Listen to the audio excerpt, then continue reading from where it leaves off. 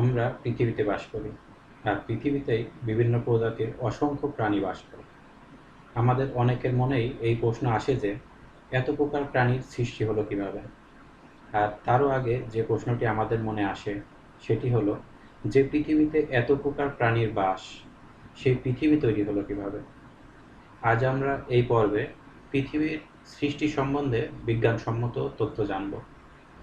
আপনারা দেখছেন allot take Bangla.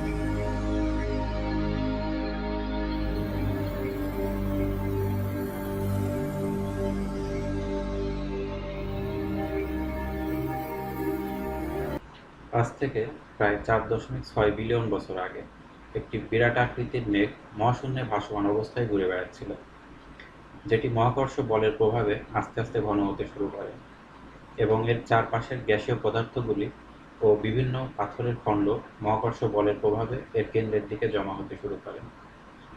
এর উষ্ণতাও ক্রমাগত বাড়তে থাকে। একদিন এখানে বিরাট বিস্ফোরণ হয়, যার ফলে জন্ম হয় সূর্যের। তখন আমাদের পৃথিবীর কোনো অস্তিত্ব ছিল না। সূর্যের মহাকর্ষ বলের জন্য আশেপাশের গ্যাস ও মহাকাশে অবস্থিত বিভিন্ন পাথরের খণ্ড একে অন্যের সাথে যুক্ত হতে শুরু করে এবং এরকম অনেক পদার্থ একে অন্যের সাথে যুক্ত হয়েই সৃষ্টি হয় আমাদের সৌরজগতের বিভিন্ন গ্রহের। প্রায় কয়েক লক্ষ বছর ধরে এই পাথরের টুকরো আর ধূলিকণাগুলো জুড়তে জুড়তে একটি বিশাল আকারের বলে পরিণত হয়। এই অবস্থায় এটা ছিল প্রচণ্ড উষ্ণ, যা আজকের শুক্র গ্রহের সমান উষ্ণ।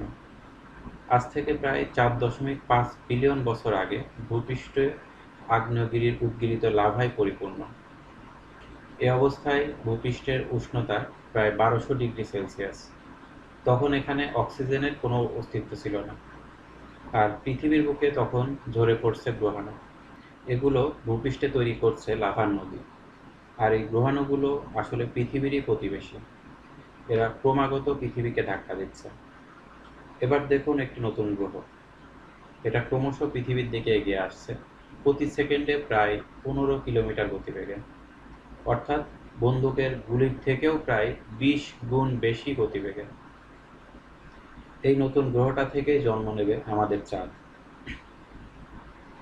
আমাদের পৃথিবীর চারদিকে এখন অসংখ্য পাথরের টুকরো আছে। এখানে এতটাই পাথরের টুকরো আছে যা বর্তমান শনি গ্রহের মতো বলয় তৈরি করতে পারে। আর এটা শনি গ্রহের বলয়ের মতোই দুটি ভাগে বিভক্ত। প্রথম বলয়টা পৃথিবী ও চাঁদের মাঝে আছে এবং দ্বিতীয়টা চাঁদের পিছনে।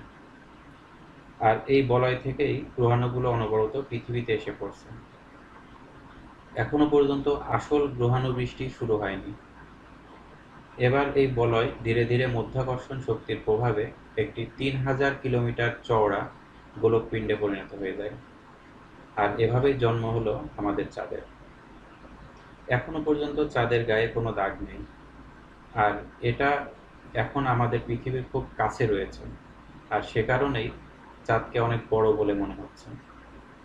এর পৃষ্ঠ এখন উষ্ণ লাভায় পরিপূর্ণ এবং এত কাছে থাকার জন্য পৃথিবীর উপর চাঁদের মাধ্যাকর্ষণ শক্তির প্রভাব পড়ছে। এর প্রায় 30 লক্ষ বছর পরে আমাদের সৌরমণ্ডলের গ্যাসীয় গ্রহগুলো নিজেদের কক্ষপথ পরিবর্তন করে, আর সে কারণে সৌরমণ্ডলের গ্রহাণু ও ধূমকেতুগুলোর মাঝে একটি মাধ্যাকর্ষণীয় সমস্যার সৃষ্টি হচ্ছে। আর সেটাই গ্রহাণু ও ধূমকেতুগুলোকে সৌরমণ্ডলের অভ্যন্তরে ঠেলে দিচ্ছে। মঙ্গল, শুক্র, বুধ এবং আমাদের পৃথিবীকে সেগুলো ধাক্কা দিচ্ছে। এটা সেই সময় যখন চাঁদ এই সমস্ত গ্রহাণুর জন্য তার পরিচিত দাগগুলো পাচ্ছে। এই সময়টাকে বলা হয় দ্য লেট হেভি বোম্বার্ডমেন্ট। এই সময় আমাদের চাঁদ ও প্রচণ্ড উষ্ণ ছিল। আকাশে একটি প্রকাণ্ড লণ্ঠনের মতো এটি ঝকমক করত। আর এটা পৃথিবীর এত কাছে ছিল যে এর মাধ্যাকর্ষণ শক্তি আজকের তুলনায় প্রায় 25 গুণ বেশি প্রভাবিত করত। তখন আমাদের পৃথিবীতে একদিন 24 ঘন্টায় নয়, বরং 6 ঘন্টায় হতো। আর সে কারণে লাভা নদীর ঢেউ আজকের সমুদ্রের ঢেউয়ের তুলনায় প্রায় 20 গুণ বেশি উপরে উঠত। কিন্তু এই চাঁদই সময়ের সাথে সাথে আমাদের পৃথিবী থেকে অনেক দূরে চলে যাচ্ছে। আর এর ফলে পৃথিবীর ঘূর্ণন বেগ ক্রমশ কমছে এবং লাভা নদীর ধীরে ধীরে শীতল হচ্ছে। এবার তৈরি হচ্ছে ভূপৃষ্ঠ। চাঁদই একমাত্র ঝকমকে বস্তু নয়, বরং আরো দুটি উজ্জ্বল নক্ষত্র আকাশে দেখতে পাবেন। কিন্তু এরা আসলে নক্ষত্র নয়, এরা আসলে গ্রহ, বৃহস্পতি ও শনি। সৌরমণ্ডলের গ্রহ যেমন আমাদের পৃথিবী, শুক্র, মঙ্গল, বুধ, এরা হলো পাথুরে গ্রহ। এরা বেশিক্ষণ গলিত লাভা রূপে থাকতে পারে না। কিন্তু বৃহস্পতি ও শনি আসলে গ্যাসীয় গ্রহ। এটা খুব সহজেই দীর্ঘক্ষণ পর্যন্ত উষ্ণ থাকতে পারে। পৃথিবীর জন্মের এই সময়কালে বৃহস্পতির উষ্ণতা ছিল 5000 ডিগ্রি সেলসিয়াস ও শনির উষ্ণতা ছিল 3000 ডিগ্রি সেলসিয়াস। অর্থাৎ সেই সময় বৃহস্পতি আমাদের সূর্যের থেকেও বেশি উজ্জ্বল ছিল। বিজ্ঞানীরা বলেন, নক্ষত্ররা বয়স বাড়ার সাথে সাথে আরো বেশি উজ্জ্বল হয়। তাই তখন সূর্য আজকের থেকে অন্তত 30% কম উজ্জ্বল ছিল। কিন্তু 4 বিলিয়ন বছরের এই লম্বা সময়ে সব গ্রহ ধীরে ধীরে ঠান্ডা হয়ে যাবে। চলুন আবার ফিরে আসা যাক পৃথিবীতে। পৃথিবীর বায়ুমণ্ডলে এখন মাত্র একটা গ্যাসই আছে, আর তা হলো মিথেন। এই গ্যাসে শ্বাস নিলে কিছুক্ষণ পর মৃত্যু অনিবার্য।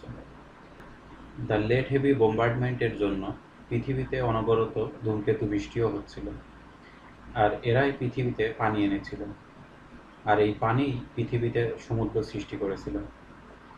পৃথিবী এখন 4 দিক দিয়ে সমুদ্রে ঘেরা, কিন্তু এখনো কোনো স্থলভাগ বা শ্বাস নেওয়ার জন্য অক্সিজেন নেই। এখনো এখানে জীবনের বীজ তৈরি হয়নি।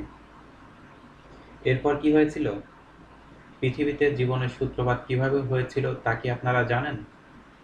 এ সম্পর্কে আমরা পরবর্তী সময়ে অন্য কোনো ভিডিওতে আলোচনা করব। সো বন্ধুরা, পৃথিবীর সৃষ্টির ইতিহাস নিয়ে ভিডিওটি আপনাদের কেমন লাগলো সেটা কমেন্ট করে জানান। আর ভিডিওটি ভালো লাগলে একটা লাইক করুন এবং বন্ধুদের সাথে শেয়ার করুন। পরবর্তীতে এরকম তথ্যবহুল ভিডিও পেতে চ্যানেলটি সাবস্ক্রাইব করুন এবং পাশে আসা বেল আইকনটি প্রেস করুন।